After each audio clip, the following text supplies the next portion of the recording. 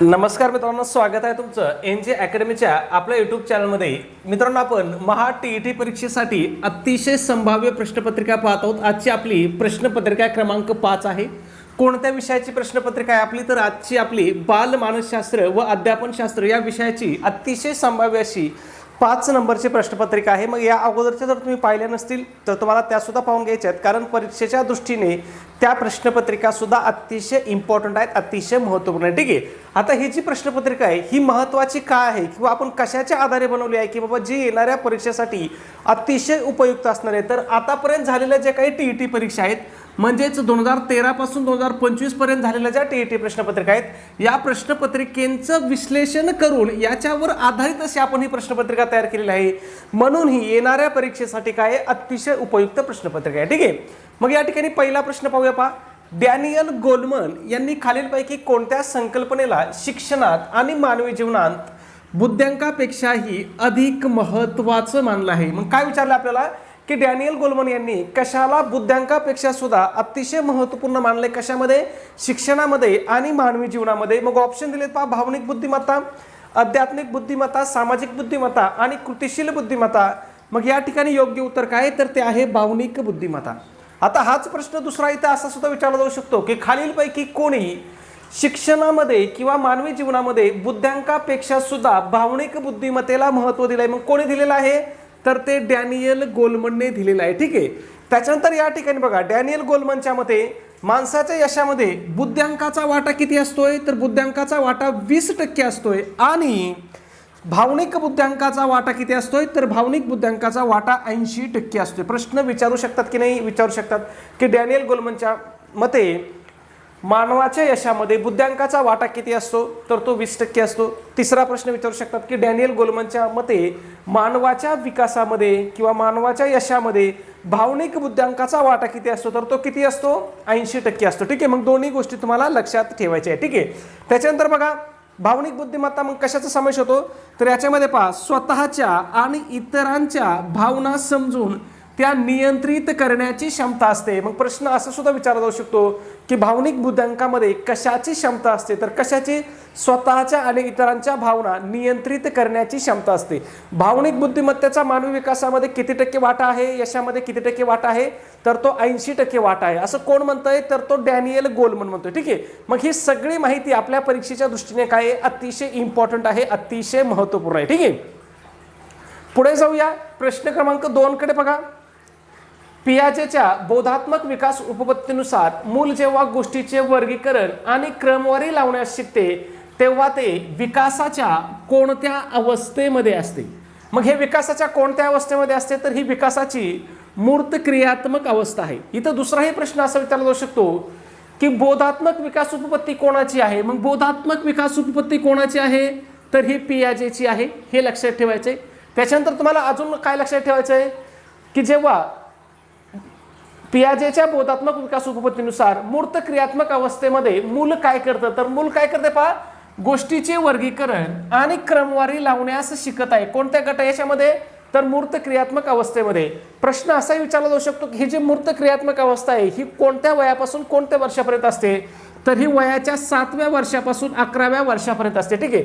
याच्यामध्ये मुलं काय करतात? पहा, वर्गीकरण, त्याच्यानंतर पहा क्रमवारी आणि संवर्धन हे गुणधर्म विकसित होतात. कोणामध्ये? मुलामध्ये. ठीक आहे. कोणाच्या मते? पियाजेच्या बोधात्मक विकास उपपत्तीनुसार. ठीक आहे. त्याच्यानंतर बघा, संवेदनकारक ही अवस्था पण महत्त्वाची आहे. मग ही जी संवेदनकारक अवस्था असते किंवा संवेदाकारक अवस्था असते ही कोणत्या वर्षापासून कोणत्या वर्षापर्यंत असते? तर जन्मापासून 2 वर्षापर्यंत असते. आणि याच्यामध्ये काय वैशिष्ट्य आहे याचं? तर वस्तूचं सातत्य समजते. याच्यामध्ये मुलाला काय समजते? वस्तूचं सातत्य समजते.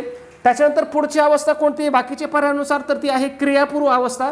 मग ही क्रियापूर्व अवस्था कोणत्या वयोगटाला म्हणतात? तर वय वर्ष 2 ते 7 ही काय आहे? क्रियापूर्व अवस्था आहे. आणि या क्रियापूर्व अवस्थेमध्ये मूल कसं असतंय? तर मूल आत्मकेंद्रीय असतं. हे महत्त्वाचं, याच्यावरती सुद्धा आपल्याला प्रश्न विचारलेला आहे. ठीक आहे. त्याच्यानंतर सगळ्यात शेवटची अवस्था कोणती आहे? तर ती अमूर्त अवस्था. इथं पर्याय क्रमांक 4 मध्ये बघा, अमूर्त क्रियात्मक अवस्था. मग ही कोणत्या वर्षापासून पुढे असते? तर ही वयाच्या 11 वर्षापासून पुढे असते. ठीक आहे. इथं लिहिलेलं आहे पहा, 11 वर्षानंतर ही अवस्था असते. आणि याच्यामध्ये मूल काय करतंय? पहा, तार्किक आणि काल्पनिक विचार करू लागतं. म्हणून ही कोणती अवस्था आहे? तर ही अमूर्त क्रियात्मक अवस्था आहे. मग तुम्हाला सगळ्या 4ही अवस्था लक्षात ठेवायच्या आहेत.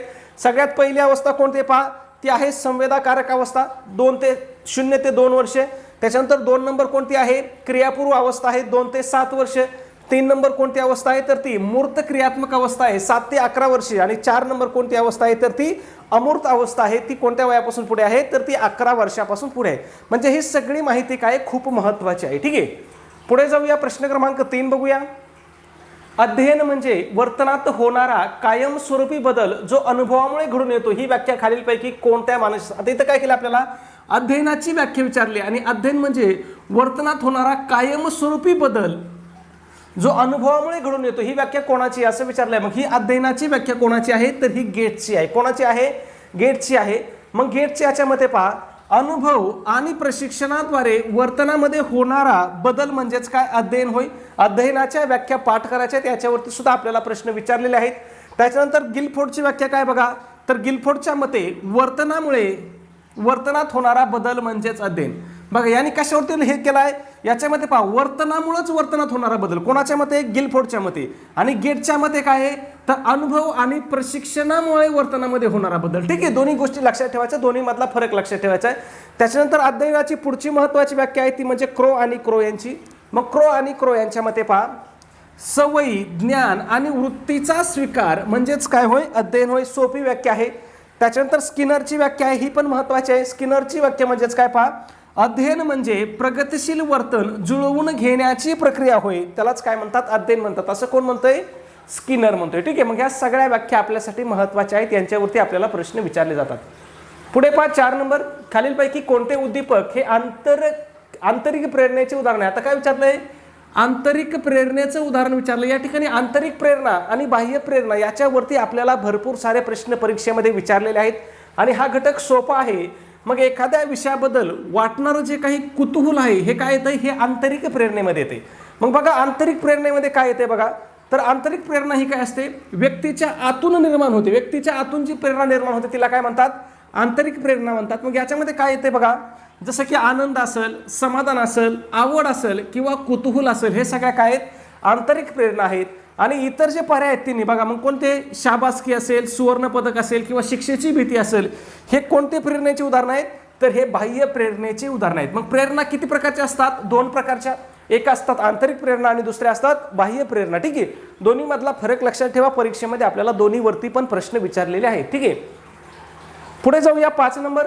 थॉर्नडाईकच्या अध्ययन नियमापैकी कोणता नियम सराव आणि उजळणी यावर थेट भर देतो. या थॉर्नडाईकचे जे काही अध्यापनाचे नियम आहेत किंवा अध्ययनाचे नियम आहेत याच्यावरती आपल्याला भरपूर सारे प्रश्न विचारलेत. मग काय विचारलंय की कोणता नियम सराव आणि उजळणी यावर थेट भर देतो. मग कोणता नियम देतो, तर सरावाचा नियमच सराव आणि उजळणीवरती काय करतो, भर देतो.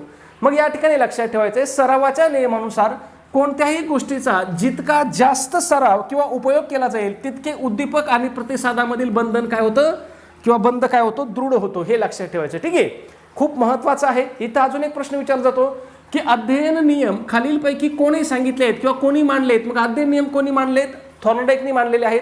किती अध्ययन नियम मांडलेले आहेत, 3 अध्ययन नियम मांडलेले आहेत. कोणत्या उपपत्तीमध्ये, या थॉर्नडाईकची कोणती उपपत्ती आहे याच्यावरती पण प्रश्न विचारला जातो. मग कोणती उपपत्ती आहे, तर ती प्रयत्न प्रमाद उपपत्ती आहे. या उपपत्तीमध्ये त्याने काय केलेत, अध्ययनाचे 3 नियम मांडलेत. मग त्याच्यामधला पहिला नियम कोणता आहे, तर पहिला नियम आहे तयारीचा नियम. मग याच्यामध्ये काय केली जाते, तर याच्यामध्ये शिकण्याची मानसिक तयारी दर्शवली जाते किंवा मानसिक तयारी केली जाते. दुसरा नियम आहे सरावाचा नियम. मग इथं तुम्हाला त्याचं स्पष्टीकरण दिलंय. आणि तिसरा नियम काय आहे, परिणामाचा नियम. मग याच्यामध्ये काय, बक्षीस आणि शिक्षेशी संबंधित आहे. कोणता नियम, 3रा नंबर. ठीक आहे, पुढे जाऊया. प्रश्न क्रमांक 4, पाण्यादूर एक महत्त्वाची सूचना. मित्रांनो, आपण महा TET परीक्षेसाठी अतिशय इम्पॉर्टंट, अतिशय महत्त्वपूर्ण असे टेस्ट सिरीज या ठिकाणी सुरू केलेले आहे. आपला टेस्ट सिरीजचं वैशिष्ट्य की ही महा TETच्या संपूर्ण अभ्यासक्रमावर आधारित अशी आपली टेस्ट सिरीज आहे. मग या टेस्ट सिरीजमध्ये तुम्हाला काय भेटेल, तर 10 टेस्ट पेपर भेटतील. त्याचबरोबर सगळ्यात महत्त्वाचं, तुम्हाला आतापर्यंत झालेल्या महा TETच्या सर्व प्रश्नपत्रिका भेटतील. आणि या सर्व प्रश्नपत्रिका कशा भेटतील तुम्हाला, तर ह्या उत्तर सूची सहित भेटतील. खूप महत्त्वाचं आहे. तुम्ही जर फक्त एवढ्या प्रश्नपत्रिकेचा जरी अभ्यास केला, आतापर्यंत झालेल्या टीईटीच्या प्रश्नपत्रिकेचा जरी सगळा अभ्यास केला, तरी तुम्ही सहज परीक्षा पास होऊ शकता. एवढी ताकद, एवढं सामर्थ्य हे काय आतापर्यंत झालेल्या प्रश्नपत्रिकेमध्ये आहे. मग आपण तुम्हाला आतापर्यंत झालेल्या म्हणजे कधीपासूनच्या प्रश्नपत्रिका देणार आहोत असं बरेच जण विचारतात. तर कधीपासूनच्या 2013 पासून काय टीईटी परीक्षा या ठिकाणी सुरू झालेली आहे.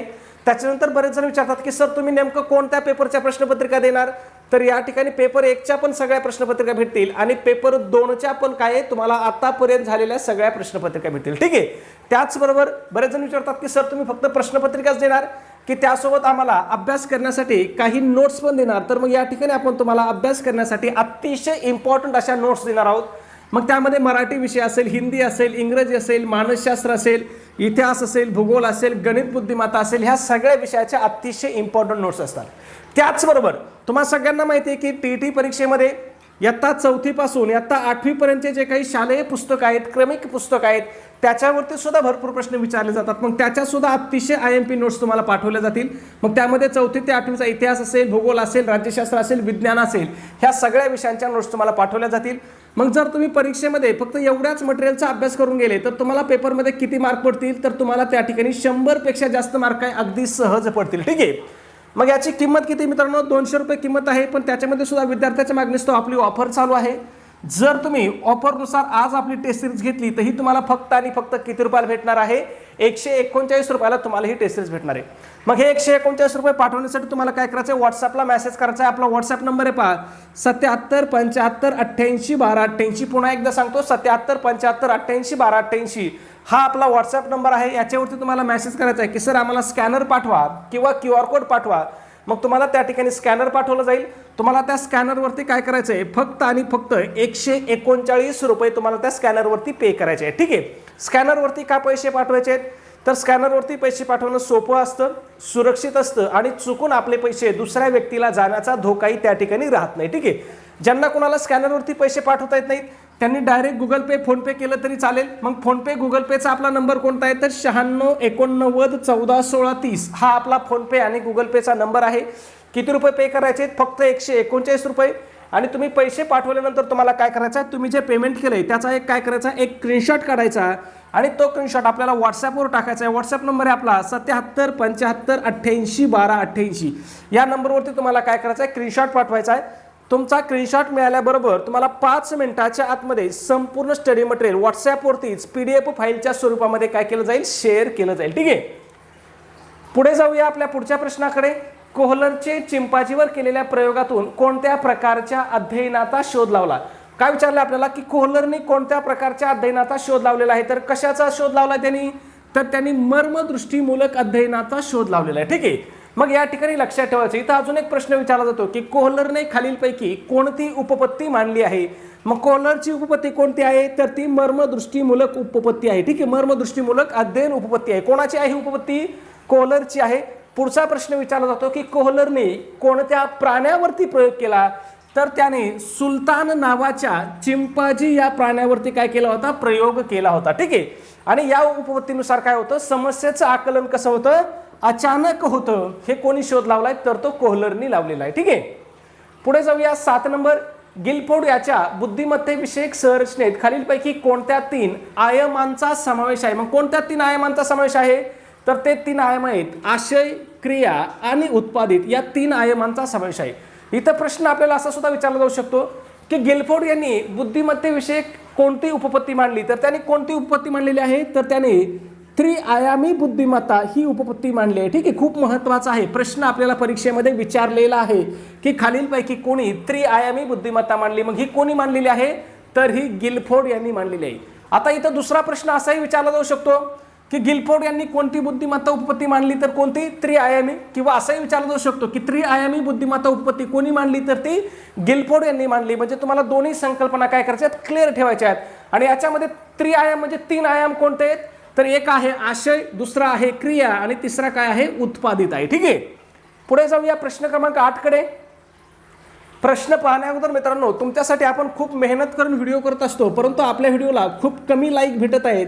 तर मित्रांनो प्लीज तुम्हाला काय करायचं, व्हिडिओला एक लाईक करायचं आहे. लाईक करणं काय अगदी मोफत आहे, त्याच्यामुळे प्लीज एक लाईक करत चला. ठीक आहे. पुढे बघा, अपवादात्मक बालके या संज्ञेत खालीलपैकी कोणाचा समावेश होतो? काय विचारलंय की अपवादात्मक बालक ही जी संज्ञा आहे किंवा ही जी संकल्पना आहे याच्यामध्ये कोणाचा समावेश होतो असं विचारलंय.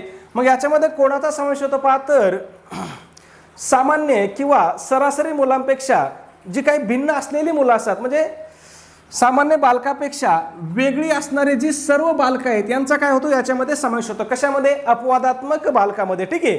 मग या ठिकाणी बघा कोण कोणाचा समावेश होतो पहा, तर अपवादात्मक बालकामध्ये सामान्य किंवा सरासरी मुलांपेक्षा शारीरिक, मानसिक किंवा सामाजिक दृष्ट्या भिन्न असणाऱ्या सर्व मुलांचा समावेश होतो.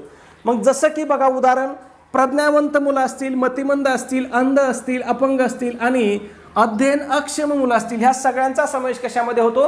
तर तो अपवादात्मक बालकामध्ये होतो. पुढे जाऊया 9 नंबर. व्यक्तिमत्वाचा शाईचा डागांची चाचणी हे व्यक्तिमत्वाचा शाईच्या डागांची चाचणी हा प्रकार कोणत्या तंत्रामध्ये मोडतो? काय होतंय? वरून लाईट चमकते त्याच्यामुळे थोडंसं वाचण्यामध्ये कधी कधी काय होतं, मागे पुढे होते. ठीक आहे. मग ही शाईच्या डागांची चाचणी ही कोणत्या तंत्रात मोडते? तर ही प्रक्षेपण तंत्रामध्ये मोडते. खूप महत्वाचं आहे. 4 ते 5 वेळेस आपल्याला या शाईच्या डागांच्या चाचणीवरती प्रश्न विचारलेला आहे. ठीक आहे. मग ही शाईच्या डागाची चाचणी कोणी विकसित केली ते पण आपल्याला विचारलं जातं. मग ही कोणी विकसित केलेली आहे? तर ही हर्मन रोशार्क यांनी मांडलेली आहे, त्यांनी विकसित केलेली आहे. आणि ही कोणत्या तंत्रावर आधारित आहे? तर प्रक्षेपण तंत्रावरती. मग प्रक्षेपण तंत्र म्हणजेच काय? तर व्यक्तीच्या सुप्त मनातील भावना, संघर्ष आणि व्यक्तिमत्वाचे पैलू जाणून घेतले जातात. कशामध्ये? तर ते प्रक्षेपण तंत्रामध्ये. ठीक आहे. महत्वाचं आहे, लक्षात ठेवायचंय. पुढे जाऊया प्रश्न क्रमांक 10 कडे. ब्रुनरच्या अध्यापन उपपत्तीनुसार ज्ञानाच्या रचनेतील सांकेतिक अवस्था म्हणजे काय? आता काय विचारलंय? सांकेतिक अवस्था म्हणजे काय? तर मग सांकेतिक अवस्था म्हणजेच काय पहा, तर भाषा आणि चिन्हाद्वारे शिकवणे त्यालाच काय म्हणतात? सांकेतिक अवस्था म्हणतात. ठीक आहे. मग या ठिकाणी तुम्हाला लक्षात ठेवायचंय, ब्रुनर यांनी काय केलेलं आहे? तर ब्रुनर यांनी अध्ययनाच्या 3 अवस्था सांगितलेत. प्रश्न आपल्याला परीक्षेमध्ये विचारलेला आहे की ब्रुनर यांनी अध्ययनाच्या किती अवस्था सांगितल्या आहेत? तर त्या 3 अवस्था सांगितल्यात. मग पहिली अवस्था कोणती आहे? तर ती आहे कृती प्रधान. मग याच्यामध्ये काय केलं जातं? तर मूल कृती करून शिकतं. दुसरी अवस्था कोणती आहे? तर ती अवस्था आहे प्रतिभावंत किंवा चित्रमय अवस्था. मग याच्यामध्ये कसं शिकलं जातं? तर चित्र पाहून शिकलं जातंय. आणि तिसरी अवस्था कोणती आहे? तर ती आहे सांकेतिक अवस्था. मग याच्यामध्ये भाषा, सूत्रे आणि चिन्हाद्वारे काय विचार केला जातो किंवा शिकलं जातंय. ठीक आहे. पुढे जाऊया प्रश्न क्रमांक 11 कडे. हर्बर्ट यांच्या पंचपदी अध्यापन नियोजनातील पहिली पायरी कोणती? आता हर्बर्टची पंचपदी आहे ही आपण जसं डीएडला गेलो तेव्हापासून ऐकतोय की हर्बर्टची पंचपदी आहे. मग या पंचपदीची आपल्याला पहिली पायरी कोणती असं विचारलंय. मग पहिली पायरी कोणती आहे? प्रस्तावना आहे, लक्षात ठेवायचंय. ठीक आहे. मग अजून एक इथं महत्वाचा प्रश्न विचारला जातो की जोहान हर्बर्ट यांनी पाठ नियोजनासाठी किती पायऱ्या दिल्यात? तर 5 पायऱ्या दिल्यात. आणि त्या 5 पायऱ्यालाच आपण काय म्हणतो? पंचपदी म्हणतो. मग यामध्ये पहिली पायरी कोणती आहे? तर ती आहे पूर्वतयारी म्हणजेच प्रस्तावना. दुसरी आहे विषय प्रतिपादन, त्यालाच उदात्तीकरण म्हणतात. तिसरी आहे तुलना व संकलन, त्यालाच सहसंबंध म्हणतात. आणि चौथी आहे सामान्यीकरण. आणि 5वी पातळी आहे उपाययोजना, त्याला सराव पण म्हणतात आणि स्वाध्याय पण म्हणतात. ठीक आहे. दोन्ही लक्षात ठेवायचं. ठीक आहे. मग ही पंचपदी कोणाची आहे? तर ही जोहान हर्बर्टची आहे, हे पण लक्षात ठेवा. पुढे जाऊया. खालीलपैकी कोणते संरक्षण यंत्रणेचे उदाहरण आहे जिथे व्यक्ती स्वतःचे अपयश लपवण्यासाठी इतरावर किंवा परिस्थितीवरती दोषारोप करतो? मग हे कोणत्या संरक्षण यंत्रणेचं उदाहरण आहे? तर हे प्रताडन किंवा प्रक्षेपण या संरक्षण यंत्रणेचं उदाहरण आहे. याच्यामध्ये व्यक्ती काय करतो बघा, प्रक्षेपण या संरक्षण यंत्रणेमध्ये व्यक्ती काय करतो पहा, तर स्वतःचे दोष किंवा स्वतःचं अपयश काय करतो? दुसऱ्याच्या माथी मारण्याचा प्रयत्न करतो. त्याला आपण काय म्हणतो? प्रक्षेपण म्हणतो किंवा प्रक्षेपण यंत्रणा म्हणतो किंवा प्रताडन यंत्रणा म्हणतो. मग याचं जर उदाहरण पाहिलं तर समजा एखादा विद्यार्थी पेपरमध्ये नापास झाला तर तो काय म्हणतो? परीक्षेचा पेपरच काय होता, सरांनी खूप अवघड काढला होता म्हणून मी नापास झालो. त्याचं आपलं उदाहरण दुसरं जर पाहिलं तर नाच येईना अंगण वाकडं असं आपण जे म्हणतो ना, ते सुद्धा याच्यामधलंच उदाहरण येतं. ठीक आहे. त्याच्यानंतर बाकीचे पर्याय किंवा बाकीचे जे काही संरक्षण यंत्रणेचे आहेत ते पण महत्त्वाचं आहे. मग उदात्तीकरण कधी होतंय संरक्षण यंत्रणेमध्ये पहा, तर उदात्तीकरण म्हणजे काय, तर जेव्हा समाजाला अमान्य असणाऱ्या किंवा अनैतिक वाटणाऱ्या भावनांना किंवा प्रेरणांना व्यक्ती एखाद्या चांगल्या सामाजिक प्रतिष्ठा मिळवून देणाऱ्या कार्यात बोलतो तेव्हा त्याला काय म्हणतात? उदात्तीकरण म्हणतात. मग याचं जर उदाहरण पाहिलं पहा, तर रागीट किंवा आक्रमक व्यक्ती पुढे जाऊन मोठा पहिलवान किंवा बॉक्सर बनणे. ठीक आहे. त्याच्यानंतर कोणती संरक्षण यंत्रणा आहे? पुढे आहे समर्थन. मग यामध्ये व्यक्ती काय करतो पहा, स्वतःचे अपयश लपवण्यासाठी किंवा मनाचे समाधान करण्यासाठी खोट्या पण बौद्धिकदृष्ट्या पटणाऱ्या सबबी सांगतो. म्हणजे खोटे कारण सांगतो पण ते कारण काय असतात? बौद्धिकदृष्ट्या पटणारे कारण असतात असं सांगतो. कोणत्या याच्यामध्ये? समर्थन या संरक्षण यंत्रणेमध्ये. मग याचं जर उदाहरण पाहिलं तर एखादी गोष्ट जर समजा आपल्याला मिळाली नाही तर समजायचं की म्हणायचं ती गोष्ट मला पाहिजेच नव्हती. याचं सगळ्यात महत्त्वाचं आपल्याला बघा, ती कोल्ह्याची आणि द्राक्षाची एक गोष्ट शिकवलेली आणि तिचं तात्पर्य काय होतं? कोल्ह्याला द्राक्षे आंबटच आहेत. म्हणजे कोल्ह काय म्हणायचं? त्याचं तोंड पुरालं नाही ते द्राक्षे खाण्यासाठी. मग ते जाता जाता काय म्हटलं? मला द्राक्षे खायचेच नव्हते, ते द्राक्षे काय खूप आंबट आहेत असं म्हटलं होतं. मग ते ह्या समर्थन या संरक्षण यंत्रणेचं काय आहे? उदाहरण आहे. पुढे दमन आहे. दमन म्हणजे काय बघा, नावातच सगळं आहे. दमन म्हणजे काय? तर जेव्हा आपल्या मनातील दुःख, आठवणी, अपमानास्पद प्रसंग, अशक्य इच्छा किंवा भीती व्यक्ती जाणीवपूर्वक विसरण्याचा प्रयत्न करतो आणि त्या भावना सुप्त मनात दडपून टाकतो तेव्हा त्याला काय म्हणतात? तर दमन म्हणतात. पुढे जाऊया 13 नंबर. कुट लेविन यांच्या क्षेत्रीय उपपत्तीमध्ये वर्तनाचं सूत्र कोणतं आहे? मग वर्तनाचं सूत्र यांनी काय मांडलंय? बी बरोबर एफ कंसामध्ये पीई. आता हे बी म्हणजे काय? बी म्हणजे वर्तन आहे. एफ म्हणजे काय आहे? तर कार्य आहे. पी म्हणजे काय आहे? पर्सन म्हणजे व्यक्ती. आणि ई म्हणजे काय आहे? ई म्हणजे इन्व्हायरमेंट म्हणजे पर्यावरण आहे. ठीक आहे. मग कुट लेविन यांच्या मते पहा, वर्तन हे व्यक्ती आणि तिचे पर्यावरण म्हणजेच कोण? व्यक्ती म्हणजेच कोण? पी. आणि पर्यावरण म्हणजे कोण? ई म्हणजे इन्व्हायरमेंट. पी म्हणजे पर्सन. व्यक्ती आणि पर्यावरण यांच्या परस्पर क्षेत्रांचं कार्य असतं. ठीक आहे. यालाच त्याने काय म्हटलंय? तर यालाच लाईफ स्पेस असं म्हणतात. ठीक आहे.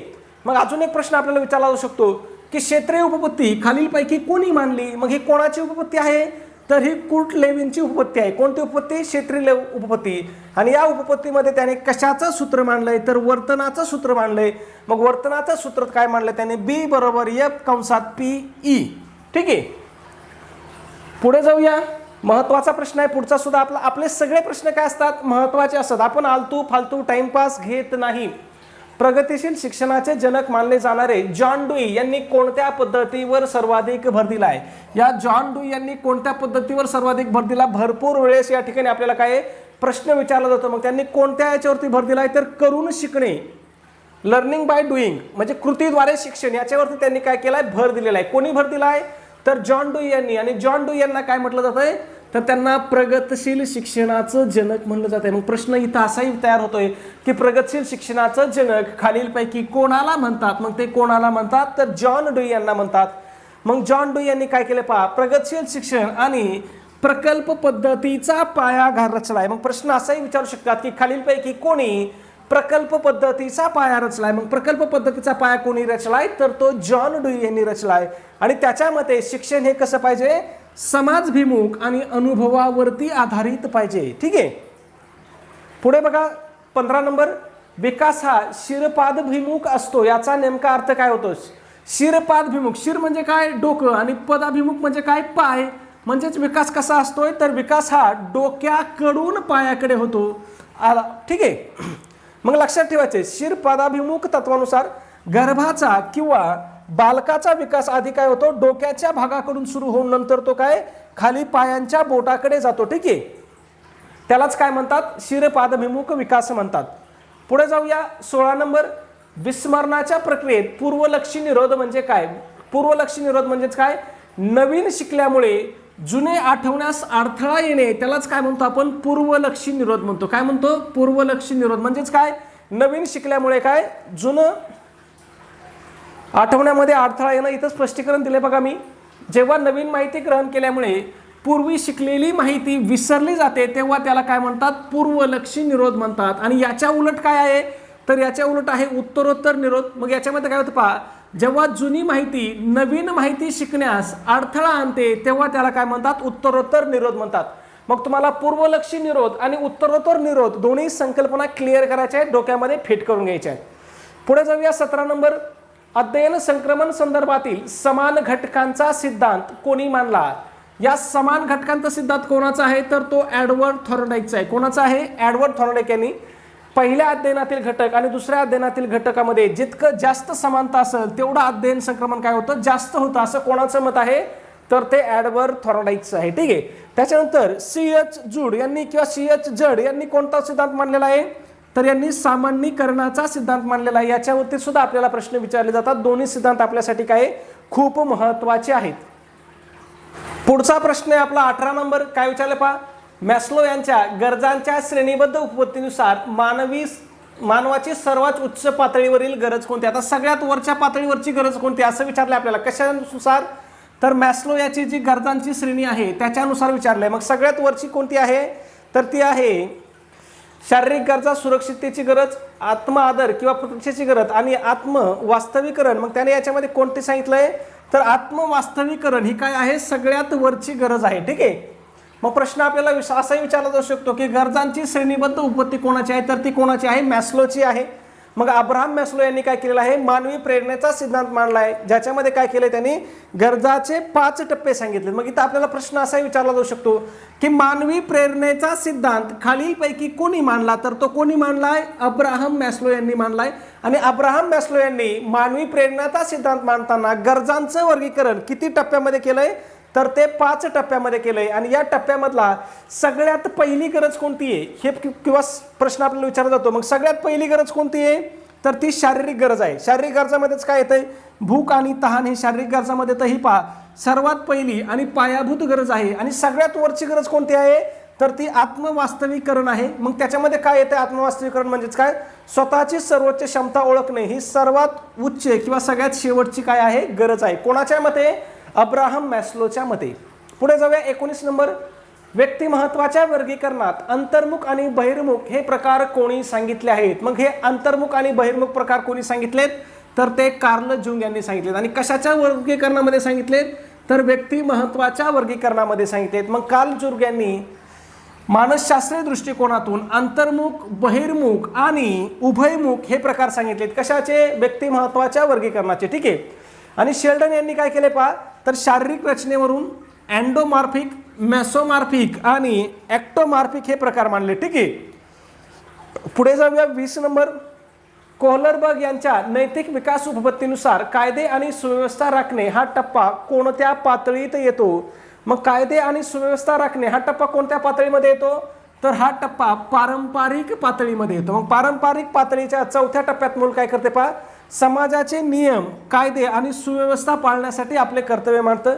त्याच्यानंतर जो काही पूर्ण पारंपरिक पातळी आहे, पूर्व पारंपरिक पातळीवरचा टप्पा, याच्यामध्ये काय, तर शिक्षेचं भय आणि स्वार्थाचा विचार असतो. त्याच्यानंतर पुढचा जो टप्पा आहे तो कोणता आहे बघा, उत्तर पारंपरिक पातळीत. मग या उत्तर पारंपरिक पातळीमध्ये माणूस काय करतोय, तर मानवी हक्क आणि सदसद विवेक बुद्धीला महत्व असते. प्रश्न विचारलेला आहे की कोणत्या पातळीमध्ये मानवी हक्क आणि सदसद विवेक बुद्धीला महत्व असते, तर कोणत्या पातळीमध्ये, उत्तर पारंपरिक पातळीमध्ये. ठीक आहे. पुढे जाण्या अगोदर एक छोटीशी पण अतिशय महत्त्वाची अशी सूचना आहे मित्रांनो. आपण महा टी परीक्षा 2026 साठी अतिशय इम्पॉर्टंट, अतिशय महत्त्वपूर्ण असा रेकॉर्डेड कोर्स किंवा रेकॉर्डेड बॅच या ठिकाणी आपण सुरू केलेली आहे.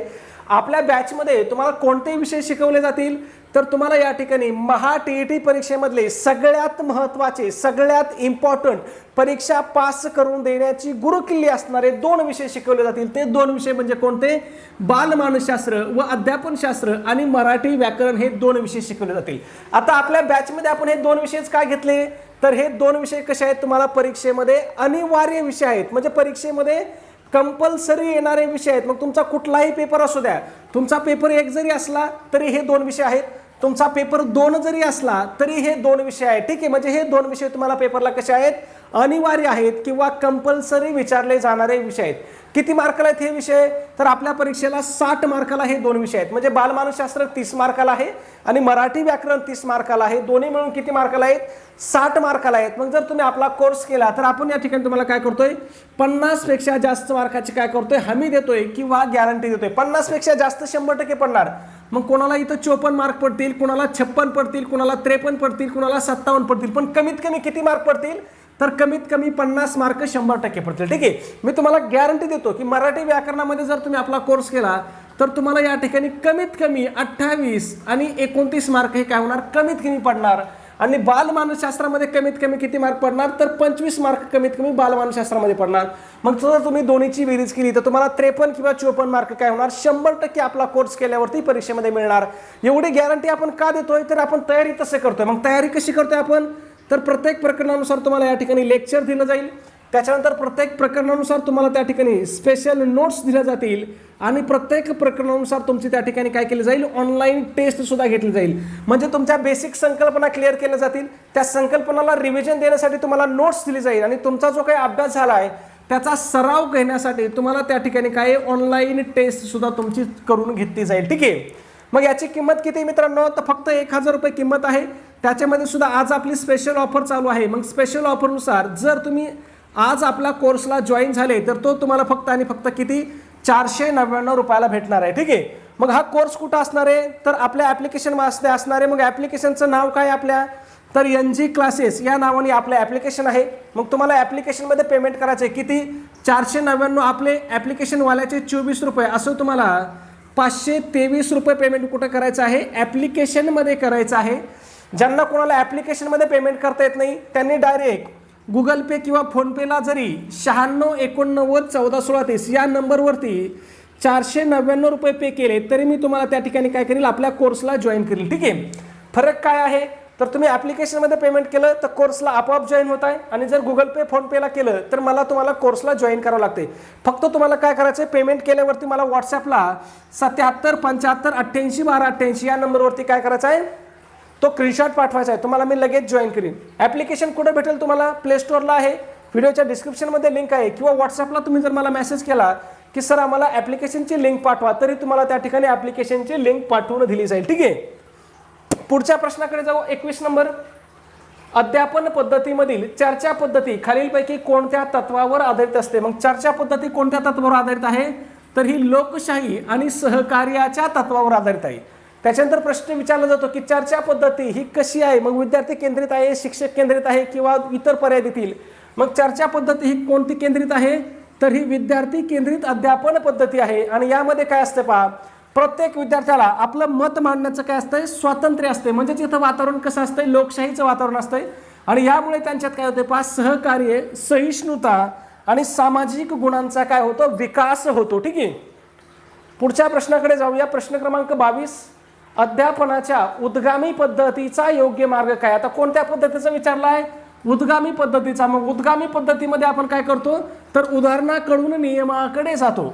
मग या पद्धतीमध्ये म्हणजे उद्गामी पद्धतीमध्ये काय केलं जातं पहा, आधी अनेक उदाहरणं दिली जातात आणि त्यावरून काय केला जातो, शेवटी सामान्य नियम तयार केला जातो. म्हणून आपण या पद्धतीला काय म्हणतो, उद्गामी पद्धती म्हणतो. आणि या ठिकाणी कोणत्या सूत्राचा वापर केला जातो, तर विशेषाकडून सामान्याकडे या सूत्राचा या ठिकाणी वापर केला जातो. आणि याच्या विरुद्ध कोणती पद्धत आहे, तर ती अवगामी पद्धत याच्या एकदम उलटी आहे. मग याच्यामध्ये आधी काय केला जातो, नियम सांगितले जातात आणि नंतर काय केलं जातं, उदाहरणं सोडून घेतले जातात. म्हणजे यालाच काय म्हणतात, नियमाकडून उदाहरणाकडे. नियमाकडून उदाहरणाकडे कोणत्या पद्धतीमध्ये जातो, अवगामीमध्ये जातो. आणि उद्गामीमध्ये काय करतो आपण, उदाहरणाकडून नियमाकडे जातो. दोन्ही पद्धती खूप महत्त्वाच्या आहेत. यांच्यावरती आपल्याला वारंवार परीक्षेत प्रश्न विचारलेत म्हणून तयारी करून ठेवायची आहे. ठीक आहे. पुढे जाऊया. प्रश्न क्रमांक 23, सर्वसमावेशक शिक्षण म्हणजे काय. मग सर्वसमावेशक शिक्षण भरपूर 4-5 वेळेस प्रश्न विचारलाय. मग सर्वसमावेशक शिक्षण म्हणजेच काय, तर सामान्य आणि अपवादात्मक किंवा दिव्यांग बालकांना एकाच छताखाली एकत्र शिक्षण देणे, त्यालाच आपण काय म्हणतो, सर्वसमावेशक शिक्षण म्हणतो. ठीक आहे. पुढे जाऊया. 24 नंबर, खालीलपैकी कोणते तत्व बालकाच्या वाढ आणि विकासाचे मुख्य तत्व नाही. बालकाच्या वाढ आणि विकासाचं मुख्य तत्व कोणतं नाही असं विचारलंय. मग बघूया. सातत्याचे तत्व, व लवचिकतेचे किंवा अपरिवर्तनीयतेचे तत्व, वैयक्तिक भिन्नतेचे तत्व आणि एकात्मतेचे तत्व. मग या ठिकाणी पर्याय क्रमांक 3 नंबरचं जे तत्व आहे हे बालकाच्या वाढ आणि विकासाचं तत्व नाही. का नाही, तर अपरिवर्तनीय नसतो. तर बालकाचा विकास कसा असतो, परिस्थितीनुसार त्याच्यामध्ये सुधारता येऊ शकतो. म्हणजे हा परिवर्तनीय विकास असतो. विकास हा अपरिवर्तनीय नसतो, हे लक्षात ठेवायचं. ठीक आहे. मग बाकीच्या गोष्टी लक्षात ठेवायच्या. बालकाच्या वाढ आणि विकासाचे तत्व कोणते, तर सातत्य असतं याच्यामध्ये. म्हणजे विकास हा नियमित चालणारी प्रक्रिया आहे. त्याच्यानंतर प्रत्येक बालकाचा विकास हा काय असतो, वेगवेगळ्या पद्धतीने होत असतो. म्हणून प्रत्येक बालक हे काय, वैयक्तिक भिन्नतेचं तत्व लागू होतं आणि एकात्मतेचं तत्व सुद्धा त्या ठिकाणी काय होतंय, लागू होते. पुढचा प्रश्न आहे 25 नंबर, समर्थक उद्दीपक मिळाल्यामुळे जेव्हा एखादे अपेक्षित वर्तन पुन्हा घडण्याची शक्यता वाढते तेव्हा स्किनरच्या उपपत्तीनुसार त्याला काय म्हणतात, तर त्याला धनात्मक प्रबलन म्हणतात. ठीक आहे, पुढे जाऊया. प्रश्न क्रमांक 26 आहे, म्हणजे आपला शेवटचा प्रश्न. विकास हा शीरपदाभिमुख असतो याचा नेमका अर्थ काय? मग या प्रश्नाचं उत्तर तुम्हाला काय करायचं मित्रांनो, कमेंटमध्ये सांगायचं आहे. त्याचबरोबर चॅनलला सबस्क्राईब केलं नसेल तर लगेच सबस्क्राईब करा. व्हिडिओ आवडला असेल, लाईक करायचा राहून गेला असेल तर एक लाईक करा. आणि एक विनंती आहे मित्रांनो, आपला व्हिडिओ तुमच्याकडे असणाऱ्या शैक्षणिक ग्रुपला किंवा तुमच्या मित्रपरिवाराला नक्की शेअर करत चला. धन्यवाद.